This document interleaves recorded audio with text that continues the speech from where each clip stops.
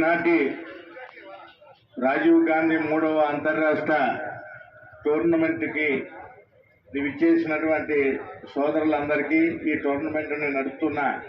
బసవరాజు గారికి, అదేవిధంగా నరేష్ గారికి, తమ్ముడు మన అలీం గారికి, తమ్ముడు మన సలీం గారికి, వేదిక మీద ఉన్నటువంటి మా పార్టీ నాయకులందరికీ, మరి అదేవిధంగా పాత్రికేయ మిత్రులకు, ఎలక్ట్రానిక్ మీడియా మిత్రులకు, మరి ఈ టోర్నమెంట్ ప్రారంభించే రోజు కనుక దీన్ని మనం ఇప్పుడు ఈ కార్యక్రమాన్ని అది తొందరలో ప్రారంభించుకొని దీని 11 అంటే దాదాపుగా 14/3/2024 వరకు ఉంటుంది కనుక లాస్ట్ రోజున దీన్ని